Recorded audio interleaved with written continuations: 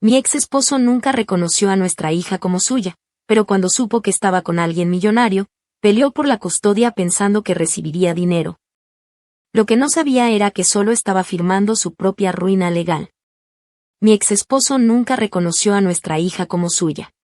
Y cuando digo nunca, no es una exageración ni una figura retórica. Desde el embarazo hasta mucho después del divorcio, siempre encontró la manera de deslindarse emocional, económica y socialmente de ella. Cuando me enteré que estaba embarazada, su reacción no fue alegría ni miedo, fue indiferencia. Dijo que no era el momento adecuado y que probablemente el resultado de la prueba estaba mal, que esas cosas a veces fallaban. Me insistió en que fuera a otra clínica, que no me ilusionara, que no sacara conclusiones rápidas. Yo estaba confundida, pero aún así decidí confiar en que solo era el susto hablando. Con el paso de las semanas, su actitud no mejoró. A cada cita médica iba sola, y si alguna vez le mostraba las ecografías, me respondía con un simple ok o un bueno, si tú estás feliz, está bien. Cuando intentaba hablarle sobre posibles nombres, sobre cómo cambiaría nuestra vida, sobre cosas simples como la cuna o la pintura del cuarto, su respuesta era casi siempre un cambio de tema. Como si no pasara nada. Como si no estuviéramos a punto de ser padres. Y eso no fue lo peor. Lo verdaderamente difícil empezó el día del parto. Yo tenía apenas 26 años, estaba aterrada, con contracciones que me doblaban en dos, y cuando lo llamé para decirle que ya era hora, contestó diciendo que estaba en medio de una reunión muy importante y que trataría de llegar después. No llegó. Di a luz sola. Nadie me tomó de la mano. Nadie me limpió las lágrimas cuando creí que no iba a aguantar.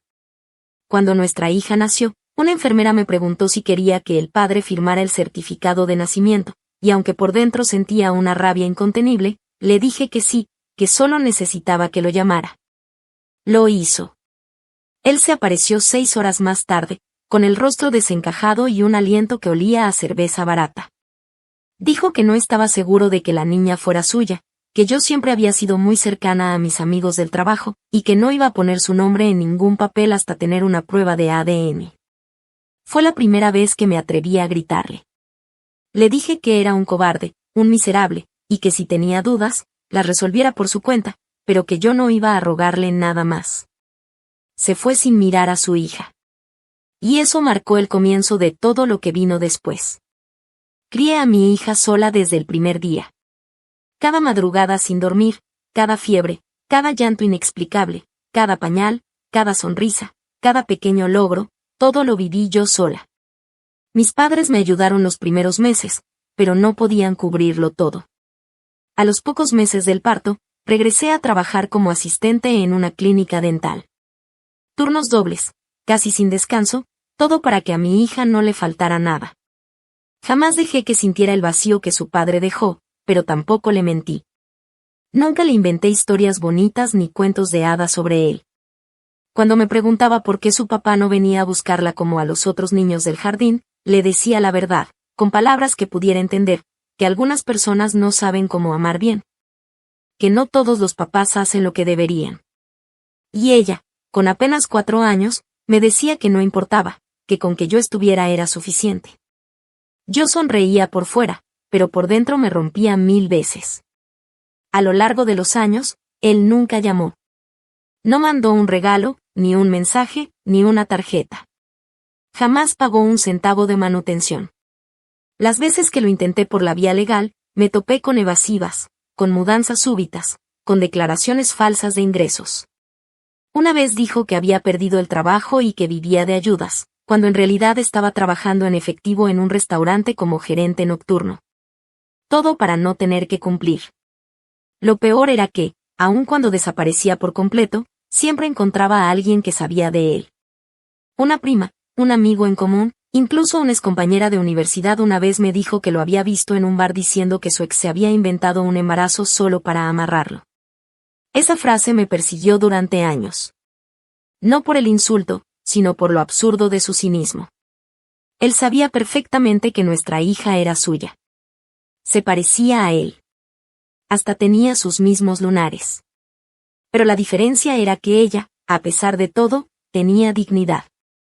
Y yo también. con el paso del tiempo, dejé de hablar de él. Dejó de tener peso en mi vida. Me enfoqué en trabajar, en cuidar a mi hija, en construir algo más estable. Y fue en uno de esos días normales, agotadores pero tranquilos, que conocí a Michael.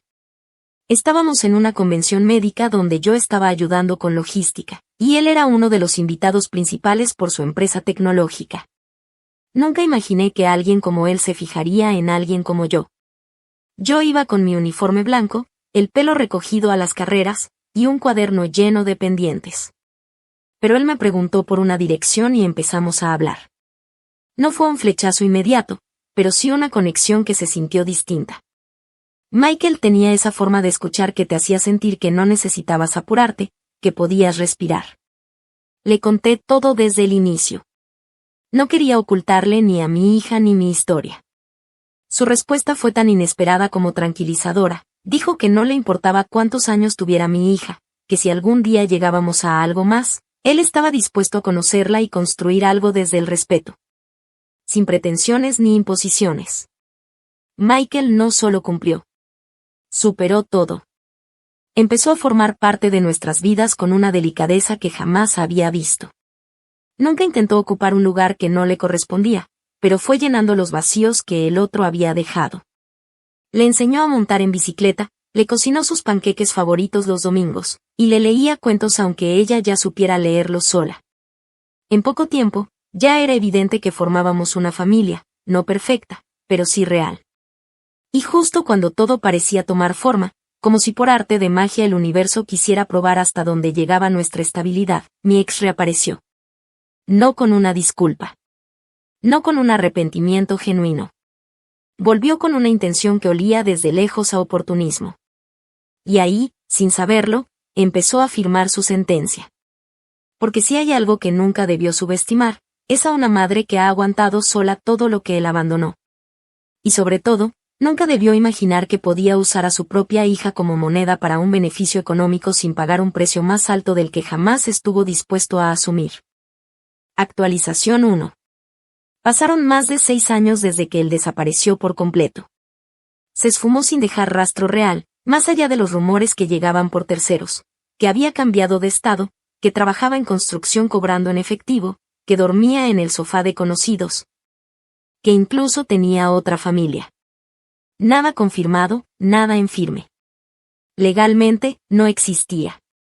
Nunca pagó un solo dólar en manutención, y aunque el sistema me ofrecía la posibilidad de iniciar acciones judiciales por abandono, lo cierto es que sin una dirección o un lugar de trabajo fijo, todo quedaba en el aire. Él lo sabía. Era su especialidad, escurrirse.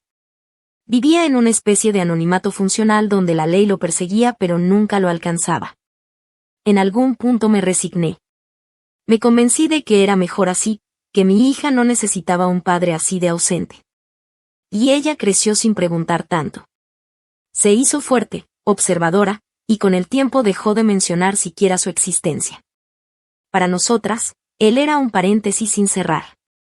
Una herida vieja que ya no dolía, pero que no se podía ignorar del todo. Y entonces, justo cuando todo parecía estable, cuando ya teníamos una rutina familiar con Michael, cuando por fin sentía que podía respirar sin miedo a sobresaltos del pasado, su nombre volvió a aparecer. Todo comenzó con un mensaje. Me llegó por Facebook, una red que apenas usaba. Era su perfil, uno nuevo. Ni siquiera tenía foto. El mensaje decía, hola.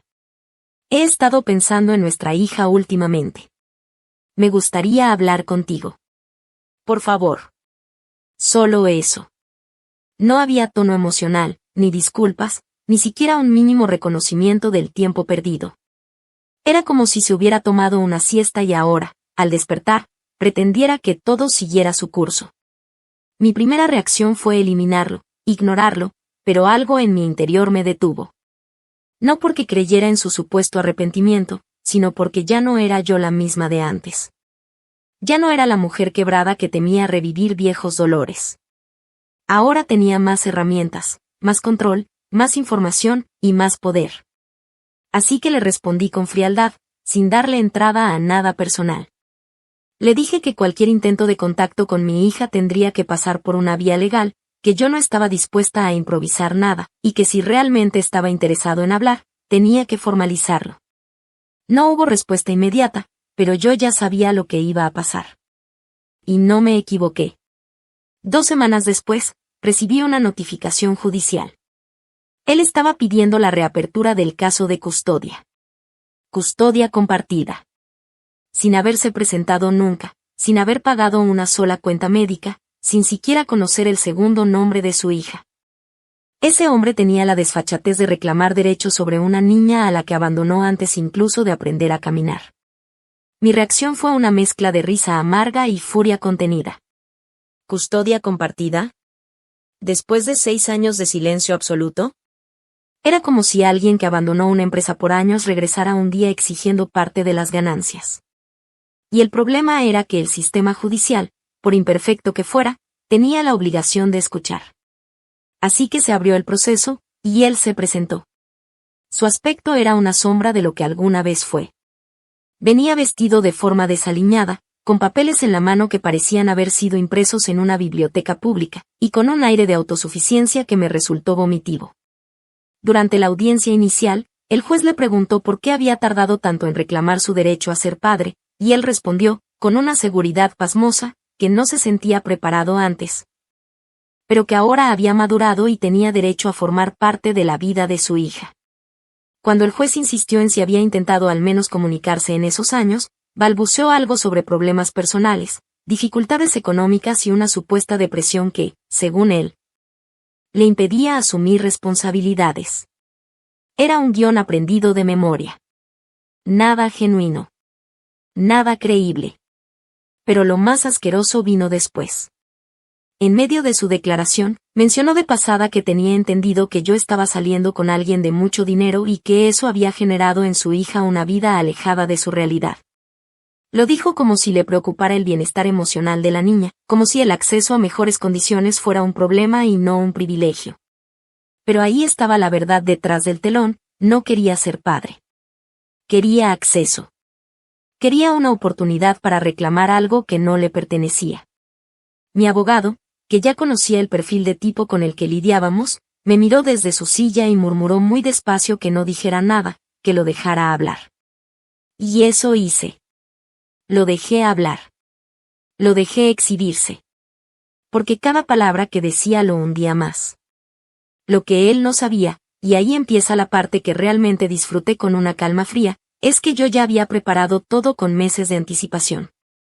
Michael y yo habíamos formalizado nuestra relación. Nos habíamos mudado juntos, habíamos actualizado registros médicos, escolares, fiscales. Todo estaba en regla. Incluso habíamos documentado cada ausencia del padre biológico durante los últimos años. Desde los cumpleaños sin llamadas hasta las citas escolares en las que nadie ocupaba su silla. Teníamos respaldos. Teníamos pruebas. Pero lo que más me ayudó fue su arrogancia. Porque creyó que al mencionar el dinero de Michael estaba tocando un punto débil, cuando en realidad estaba abriendo una puerta que él no podía cerrar, la de su motivación económica. Lo dijo varias veces, de forma sutil, pero evidente. Que no quería que su hija creciera viendo al nuevo esposo como único proveedor. Que él también tenía derecho a participar en su bienestar. Que si ella recibía lujos, él también debía estar informado. Como si el amor de padre se midiera en centavos. Y ahí fue cuando entendí que no bastaba con ganarle. No era suficiente con negarle la custodia o impedirle el acceso. Este hombre había intentado usar a mi hija como una especie de llave para entrar en un mundo que jamás se había ganado. Y por eso mismo, desde ese día, tracé un nuevo plan. No solo iba a detenerlo. Iba a obligarlo a enfrentar todo lo que evitó durante años. Cada deuda. Cada centavo de manutención no pagado. Cada mentira. Cada abandono. Lo iba a enfrentar en el único lugar donde no podía huir, un juzgado. Y esta vez, no iba a desaparecer tan fácil. Porque si quería jugar a ser padre por conveniencia, entonces yo me iba a encargar de que la única herencia que le dejara a nuestra hija fuera su historial completo de derrotas. Y cada una de ellas firmada, sellada y publicada en su expediente legal para que nunca más se atreviera a decir que no se sintió preparado. porque la venganza no es solo castigar. Es exponer. Y esta era apenas la primera grieta del colapso que estaba por venir. Actualización 2. Pasaron exactamente 5 semanas desde la primera audiencia cuando se fijó la segunda, esta vez mucho más formal, con ambos equipos legales listos para presentar pruebas y argumentos. Desde el principio supe que él subestimaba todo el proceso. Creía que bastaba con llegar diciendo que quería ejercer su rol de padre y que el sistema, por lástima o por tecnicismos, le abriría las puertas que durante años él mismo se encargó de sellar. Pero no contaba con algo crucial, que esta vez, yo no estaba sola, y que lo que había considerado una jugada estratégica para ganar acceso a beneficios indirectos, como lo dejó entrever en mensajes privados que conseguimos a través de una orden judicial, se iba a convertir en el mayor error de su vida. Antes de la audiencia, el abogado que contratamos, un especialista en casos de abandono parental con más de 20 años de experiencia, me pidió que me preparara emocionalmente, no por lo que él pudiera decir, sino por lo que íbamos a exponer. Me explicó que en este tipo de procesos, mostrar solo las omisiones no era suficiente. Había que probar intencionalidad, patrón de conducta, y sobre todo, beneficio personal detrás del supuesto interés por ejercer la paternidad. Yo ya había recopilado durante años capturas de pantallas, correos, mensajes ignorados, documentos médicos firmados solo por mí, fotografías escolares donde siempre figuraba un espacio vacío junto a nosotras. Y hasta grabaciones de conversaciones en las que mi hija preguntaba por qué su papá no la quería. Todo eso se organizó como un expediente, uno que el juez recibiría en físico y digital, con fechas, detalles y evidencia gráfica. Él, en cambio, apareció con una carpeta mugrienta que apenas contenía impresiones de correos donde yo le había exigido que cumpliera con sus deberes años atrás, como si eso fuera a servirle de defensa. El inicio de la audiencia fue moderadamente tranquilo, al menos en apariencia. Su abogado, claramente más barato y menos preparado, intentó pintar la narrativa de un hombre confundido, con problemas emocionales no tratados, que se había perdido por un tiempo pero ahora buscaba reencontrarse con su rol como padre. Alegó que la ausencia no fue por falta de amor, sino por inmadurez, y que todo lo que él necesitaba era una oportunidad. El juez, con una mirada entre incrédula y aburrida, le pidió que presentara su historial de intentos de contacto. Fue en ese momento que él, sin saber lo que estaba a punto de provocar, presentó una conversación que tuvo con un amigo hacía apenas un mes, donde decía que se obtenía custodia parcial. Eso le permitiría meterse en la dinámica financiera de nuestra hija, y que no tenía intención de criarla, pero sí de negociar bien con el nuevo marido de su ex, porque, según sus propias palabras, a esa niña ahora la mantiene un tipo con billetes. Esa evidencia fue una joya que no esperábamos. La conversación, aunque al principio parecía casual, se volvió explícita en su verdadero propósito.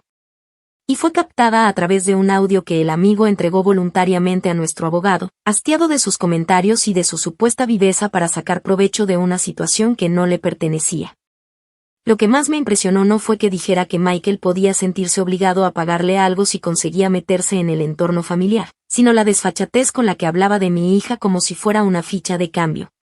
La describió como su pase VIP, en una parte que todavía me retuerce el estómago, dijo que si lograba unas visitas, podía grabar momentos con ella y luego usarlos para vender una imagen de papá arrepentido en redes sociales. Todo eso quedó archivado. Todo fue escuchado por el juez. Su abogado no sabía dónde meter la cara. En ese instante, el tono del juicio cambió. Ya no se trataba de decidir si un padre ausente merecía otra oportunidad. Ahora estábamos hablando de manipulación con fines económicos, de instrumentalización emocional de una menor, de premeditación. El juez pidió un receso corto, y durante esos 20 minutos, mi ex se acercó a mí, con una cara de pánico apenas disimulada, y murmuró que todo estaba sacado de contexto, que no era lo que parecía. Yo lo miré con una calma que ni yo sabía que tenía y le dije que él no tenía idea de lo que aún faltaba por mostrar. Porque eso era solo la punta del iceberg. Lo que él ignoraba, o más bien, lo que creyó que no tendría consecuencias, era que al iniciar el proceso judicial por custodia, se abría automáticamente una revisión integral del cumplimiento de sus obligaciones como padre. Eso incluía no solo la manutención nunca pagada, sino la evaluación de si su figura paterna había sido activamente perjudicial para la menor. Y nosotros teníamos pruebas de sobra para demostrarlo. Además de las ausencias físicas, su rastro digital hablaba solo. Había posteado múltiples veces durante los años en los que supuestamente no podía contactarnos, se le veía en bares, en eventos deportivos. Incluso en fiestas en las que usaba tags como almohadilla sin obligaciones o almohadilla libre y sin cargas. Capturamos todo. Cada publicación. Cada comentario. Cada foto donde presumía su soltería como una insignia de triunfo. Y ahora, en pleno proceso, todo eso era admisible como patrón de conducta irresponsable.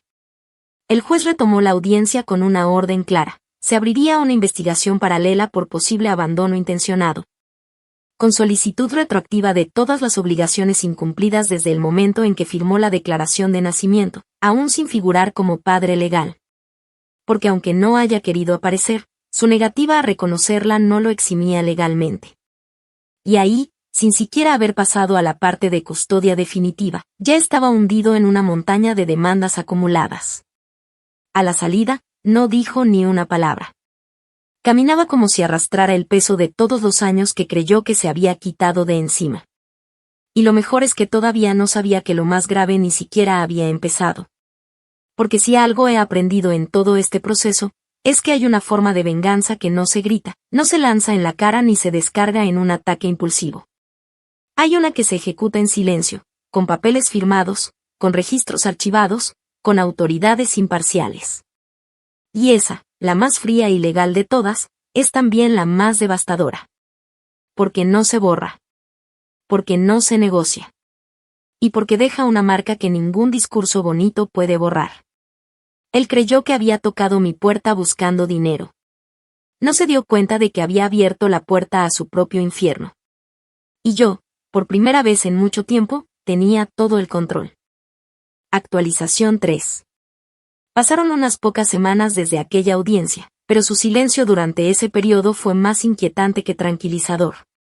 En vez de retroceder o siquiera asumir un mínimo de responsabilidad por el desastre que había empezado a desatar, hizo algo que confirmó lo que yo y mi abogado ya sospechábamos desde el principio. No buscaba un vínculo real con su hija, buscaba una narrativa. Un personaje. Y en su mente enferma, el papel de padre víctima parecía ser el más rentable. Lo supimos porque de un día para otro comenzó a subir videos a sus redes sociales. No en una cuenta personal con 3 seguidores, no. Abrió un canal público en TikTok y otro en YouTube bajo el nombre de Papá Luchador, así, sin ironía alguna, donde empezó a contar una versión totalmente distorsionada de nuestra historia. Usando clips editados con música dramática, efectos de blanco y negro y subtítulos estilo documental. Era tan grotesco que parecía una parodia, pero no lo era.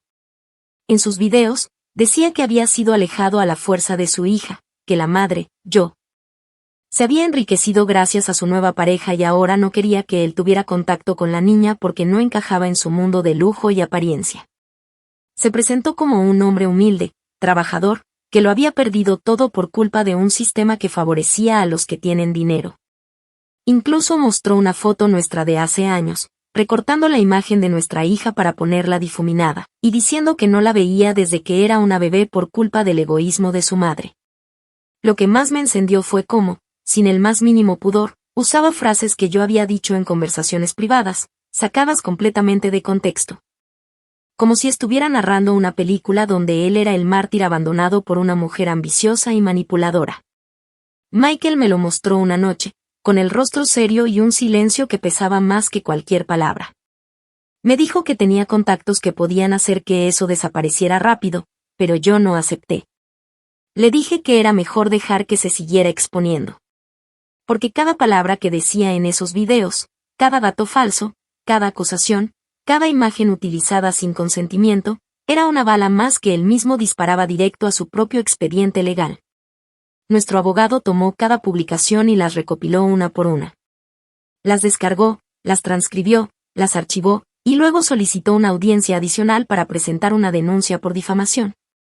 Daño a la imagen de una menor y uso indebido de imagen personal sin consentimiento en redes sociales. El juez recibió la solicitud con rapidez. Ya no era solo un caso de custodia. Se estaba volviendo un proceso complejo donde intervenían variables civiles, penales y familiares. Pero la verdadera bomba explotó cuando uno de sus propios seguidores, un joven con el que aparentemente había compartido sus planes en un chat privado, publicó un video en TikTok mostrando una conversación donde él mismo admitía que todo esto era parte de una estrategia para presionar a la mamá y sacarle algo. Ese video se viralizó en menos de 2 días. Miles de personas empezaron a comentar en sus publicaciones, llamándolo farsante, oportunista. Incluso algunos lo acusaron de intentar explotar a su hija para ganar seguidores y monetización. Porque sí, el muy idiota había activado la opción de colaboraciones pagadas en su canal. Los comentarios eran un festín.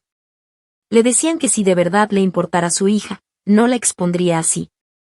Que parecía más interesado en tener fama de mártir que en tener un vínculo con su propia sangre. Otros, con más información, lo confrontaban con los datos del juicio, con las pruebas públicas, y le exigían que contara por qué no había estado presente los primeros 6 años de vida de la niña. Al ver que ya no podía controlar el relato, empezó a borrar videos, a cerrar comentarios, a publicar aclaraciones donde decía que lo habían malinterpretado. Pero ya era tarde. Lo que había publicado quedó capturado en múltiples servidores, plataformas legales y archivos judiciales. Su intento de manipular la opinión pública se convirtió en el arma que destruyó su credibilidad por completo. Mientras todo esto pasaba, Michael y yo seguimos actuando con calma. No respondimos públicamente, no emitimos comunicados, no nos rebajamos a su nivel. Yo me dediqué a cuidar de mi hija como siempre lo había hecho, explicándole con el mayor tacto posible que su papá biológico estaba pasando por una etapa complicada y que nosotros haríamos todo lo necesario para que ella no se viera envuelta en nada de eso. No le mostré los videos. No le hablé de las demandas. Solo me aseguré de que su rutina, sus emociones y su entorno siguieran siendo lo más estables posible. Porque, a diferencia de él, yo no necesitaba un espectáculo. Mi vida real, con todos sus desafíos, ya tenía suficiente peso como para andar fingiendo escenas. Pero detrás de esa calma, seguíamos trabajando. La demanda por difamación se reforzó con el testimonio del joven que lo delató. Le pedimos que declarara por escrito, y lo hizo. Contó que mi ex se había jactado de tener a la audiencia comiendo de su mano y que incluso había mencionado que si el plan no funcionaba, iba a vender su historia a un canal de televisión como padre que fue excluido por los ricos. Era una locura, pero era real. El juez, al recibir todo este material, decidió abrir una línea nueva en el caso, la evaluación psicológica del solicitante de custodia. Y ahí fue donde mi ex terminó de caer. El informe de los peritos fue claro, mostraron una conducta narcisista evidente, una incapacidad para asumir responsabilidades, y un patrón de manipulación emocional con tendencia a victimizarse. Recomendaban, de manera explícita, que no se concediera ningún tipo de régimen de visitas hasta que él pasara por terapia estructurada, y que, en su estado actual, cualquier contacto con la menor representaba un riesgo para su bienestar emocional. Esa evaluación, firmada por 2 expertos independientes, fue el clavo final en la tapa del ataúd legal que él mismo construyó con su arrogancia. Y lo mejor es que aún no habíamos tocado el tema económico. Porque mientras él intentaba venderse como víctima ante el mundo, nosotros ya habíamos iniciado la solicitud para que el sistema le exigiera el pago retroactivo de todos los años de manutención omitida. Y esa factura, esa sí que le iba a doler más que cualquier comentario en redes. Porque por más videos que hiciera, por más excusas que gritara, la deuda que había dejado era legal, estaba documentada, y venía acompañada de intereses y consecuencias reales. Su castillo de papel empezaba a incendiarse. Y esta vez, no había botón de eliminar publicación que pudiera salvarlo. Actualización 4. Transcurrieron casi 3 meses desde que la corte aceptó la evaluación psicológica y desde que él se encerró en su propio silencio digital. Sus cuentas, una a una, fueron desapareciendo del mapa. Cerró TikTok, eliminó el canal de YouTube, bloqueó los comentarios en lo poco que le quedaba de Instagram y desactivó incluso su cuenta de Facebook, como si todo eso pudiera borrar el rastro de lo que ya era irreversible. Pero lo que él no entendió, o no quiso aceptar, es que mientras desaparecía de las redes sociales, En el mundo real los papeles ya estaban caminando, y su nombre circulaba en oficinas donde no tenía el más mínimo control. El abogado que habíamos contratado, meticuloso hasta el más mínimo detalle, se encargó de activar todos los mecanismos legales posibles para que mi ex asumiera cada centavo de responsabilidad que había evadido durante años. Presentó un informe completo ante la Oficina de Manutención Infantil, con registros desde el nacimiento de mi hija hasta el día de la última audiencia. Cada gasto, cada recibo, cada factura de pediatra, dentista, guardería, clases extracurriculars, libros escolares, ropa, medicinas. Incluso los gastos en los que incurrí cuando tuve que dejar uno de mis trabajos por complicaciones de salud de mi hija, todo estaba documentado. No era solo una suma arbitraria. Era una reconstrucción económica de lo que verdaderamente cuesta criar a una niña sin ningún tipo de respaldo paterno durante más de 6 años. Lo que vino después fue una notificación judicial que le llegó directamente a su lugar de residencia, una dirección que solo conseguimos gracias al cruce de datos con la plataforma donde había monetizado sus videos. La ironía es tan absurda que todavía me río al recordarlo. Su ambición por figurar en redes y recibir pagos fue justo lo que nos permitió encontrarlo legalmente. En esa notificación se le informaba de que debía presentarse a una nueva audiencia, esta vez exclusivamente para tratar la deuda acumulada por incumplimiento de manutención, con la posibilidad de enfrentar consecuencias penales si se negaba a cooperar. Se presentó, pero ya no era el mismo hombre arrogante que se paraba en la corte como si fuera a dar un discurso motivacional. Su aspecto era desaliñado, los ojos hundidos, la voz temblorosa, como si el tiempo, la presión y la realidad hubieran terminado por quebrarlo. Intentó decir que no podía pagar, que no tenía ingresos estables, que apenas sobrevivía. Pero el juez, con el expediente completo frente a él, leyó en voz alta una lista de movimientos financieros, ingresos digitales por colaboraciones, trabajos temporales donde había cobrado en efectivo y transferencias recibidas en cuentas de terceros que él mismo había vinculado durante su etapa de influencer arrepentido. Lo más devastador fue que la suma total, con intereses, ajustes por inflación y costos legales acumulados, ascendía a más de $140,000. Y eso sin contar las multas civiles por haber expuesto públicamente a su hija sin consentimiento ni autorización legal. El juez, sin levantar la voz, le preguntó si entendía lo que eso significaba. Él solo asintió en silencio. Luego le preguntó si tenía alguna propiedad, vehículo o inversión que pudiera declarar para reducir la deuda o iniciar un plan de pago razonable. Él negó todo. Dijo que no tenía nada, que vivía de favores, que apenas tenía donde dormir. Pero esa declaración activó otra revisión. La Oficina de Recaudación pidió autorización para investigar sus movimientos de los últimos 5 años, y ahí surgió otra bomba. Durante al menos 3 años, había utilizado cuentas a nombre de una exnovia, con la que aparentemente convivía sin registrar nada legalmente, para mover dinero y evitar que el sistema lo detectara. Esa mujer, cuando fue citada, confesó que él le pedía recibir transferencias y luego se las entregaba en efectivo, y que le aseguraba que era solo para evitar problemas con una loca que quería sacarle plata. Esa frase, dicha ante un juez, fue el último clavo en su ataúd financiero. Porque no solo demostraba la evasión consciente, sino el desprecio absoluto por su responsabilidad como padre. El juez dictó sentencia firme. Debería pagar la totalidad de la deuda bajo un plan intensivo, con supervisión directa del Estado. Deducción automática de cualquier ingreso futuro y notificación permanente a entidades bancarias para evitar nuevos movimientos ocultos.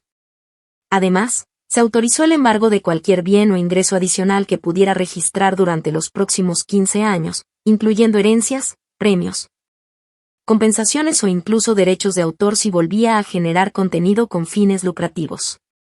Pero eso no fue lo más importante para mí. Lo verdaderamente poderoso fue la revocación definitiva de la patria potestad. El juez argumentó que no se trataba de un error, ni de un hombre inmaduro, ni siquiera de una historia de redención frustrada. Era un caso claro de negligencia prolongada, manipulación con fines personales, exposición indebida de una menor y ausencia absoluta de remordimiento genuino. Con eso, su nombre fue eliminado oficialmente de todo documento legal vinculado a nuestra hija. Ya no podía presentarse como su padre. No podía pedir información médica, escolar, ni mucho menos intentar un nuevo acercamiento sin consecuencias legales inmediatas. Lo que él había intentado usar como una llave para acceder a una vida que no le pertenecía, se convirtió en una sentencia judicial que lo dejó sin ningún tipo de derecho. Recuerdo que salí de esa audiencia sin llorar, sin temblar, sin necesidad de llamar a nadie para contar lo que había pasado. Caminé hasta el estacionamiento donde me esperaba Michael, que no necesitó preguntarme nada. Me tomó la mano y simplemente me dijo que ya estaba hecho. Y sí, lo estaba. No era solo un triunfo legal. Era justicia. Justicia para una niña que nunca pidió nada más que amor, y a quien intentaron usar como mercancía. Justicia para una madre que trabajó turnos dobles, noches sin dormir y años de soledad solo para que su hija tuviera un entorno digno. Y justicia para cada una de esas veces en que me pregunté si estaba exagerando por sentir tanto rencor. Él creyó que el dinero de Michael era una puerta abierta. Lo que no imaginó es que lo único que encontró fue una trampa legal que no solo lo dejó endeudado y expuesto, sino completamente anulado en el rol que más fingió querer cuando creyó que le serviría, el de padre. Y ahora, por fin, tenía lo que merecía. Cada deuda. Cada restricción. Cada papel sellado. Y la certeza de que jamás volvería a tener poder sobre nosotras. Actualización final. Ha pasado poco más de un año desde que todo concluyó. Cuando digo concluyó no me refiero únicamente a una sentencia judicial o a una resolución escrita en un papel oficial, sino a ese punto en la vida donde uno respira distinto. Donde el cuerpo ya no se tensa al recibir una notificación, donde el nombre de quien antes fue una amenaza se convierte apenas en un recuerdo vergonzoso que, con el tiempo, ni siquiera provoca rabia, solo lástima. Porque eso es lo que él es ahora, un hombre hundido en deudas, despojado legalmente de su paternidad, marcado por un historial judicial que no se borra con arrepentimientos fingidos. Y condenado a ver desde lejos cómo su oportunidad de redención se le escurrió entre los dedos por pura ambición disfrazada de interés paternal. La última vez que supe algo de él fue a través de un correo que mi abogado me reenvió, con fines meramente informativos. Era una solicitud informal de su parte para reconsiderar la posibilidad de ver a su hija en algún momento futuro, cuando las cosas estuvieran más tranquilas. Usaba un tono meloso, artificial, plagado de frases vacías como ya aprendí la lección o me equivoqué, pero todos merecemos una segunda oportunidad. Lo leí sin emoción. Sin siquiera el impulso de responder. No porque aún guarde rencor, sino porque ya no lo necesito para nada. Su figura ya no pesa. Ya no existe. Es un eco de un pasado que ya fue juzgado, condenado y archivado en todos los sentidos posibles. Nuestra vida, en cambio, avanzó. Michael y yo nos casamos en una ceremonia sencilla, íntima, rodeados de personas que sí supieron estar. Mi hija fue la que nos entregó los anillos. Lo hizo con una sonrisa que todavía no puedo borrar de mi memoria, vestida con un vestido que ella misma ayudó a escoger, caminando segura de que estaba en el lugar correcto, con las personas correctas. Fue un momento cargado de significado, no solo porque formalizábamos algo que ya sentíamos como familia desde hace tiempo, sino porque cerrábamos un capítulo y abríamos otro bajo nuestros propios términos, sin interferencias, sin amenazas, sin sombras. Michael ha demostrado, una y otra vez, que ser padre no se trata de sangre, ni de papeles, ni de apellidos, sino de estar. De sostener cuando las cosas se caen. De escuchar cuando nadie más sabe cómo hacerlo. De presentarse a cada cita médica, cada presentación escolar, cada noche en que el miedo aparece sin aviso. Nunca ha intentado ocupar un espacio por obligación. Se ganó su lugar con paciencia, con respeto, con acciones. Y mi hija, que ya tiene la madurez suficiente para entender muchas más cosas de las que yo esperaba, un día me dijo algo que me dejó en silencio largo rato, me abrazó y me dijo que Michael no era su segundo papá, sino su verdadero primero, porque nunca le falló. Fue ahí cuando entendí que el ciclo se había cerrado. Que ya no había espacio para el dolor viejo. Legalmente, la deuda de mi ex sigue activa. Se le descuenta automáticamente de cualquier ingreso que registre. Los informes me llegan trimestralmente, pero ya no los leo con ansiedad, solo los archivo por rutina. No me interesa si paga rápido o lento, si llora o suplica. Eso ya no es asunto mío. El Estado se encarga de recordarle cada mes que la paternidad no es un título que se puede reclamar cuando conviene, sino una responsabilidad continua que él decidió ignorar. El castigo no fue solo económico ni jurídico. El verdadero castigo fue que, en su afán de obtener una ventaja, quedó expuesto como un hombre miserable, incapaz de construir, incapaz de reparar, incapaz de amar sin esperar algo a cambio. Mis días ahora están llenos de otra clase de ruido. El de los deberes escolares, las risas mientras cocinamos, los domingos de cine en casa, las conversaciones largas con Michael sobre los planes del próximo verano, y los silencios cómodos que solo se tienen con quien no necesita justificar su presencia. Hemos construido un hogar sólido, no porque tengamos dinero o privilegios, sino porque aprendimos a valorar las cosas que realmente importan, la lealtad, el respeto, la constancia. Algunas personas me han preguntado si no me arrepiento de haber llevado todo tan lejos. De haber exigido hasta el último centavo. De haber peleado por revocarle cada derecho. Y mi respuesta siempre es la misma: no lo hice por mí. Lo hice por mi hija. Porque ningún niño debería crecer creyendo que el amor se mendiga. Porque ningún adulto debería tener la opción de entrar y salir de la vida de un menor como si fuera una habitación de hotel. Y porque, si algo me enseñó esta historia, es que la verdadera venganza no se ejecuta con gritos, ni con insultos, ni con golpes. Se ejecuta con orden, con verdad, con justicia.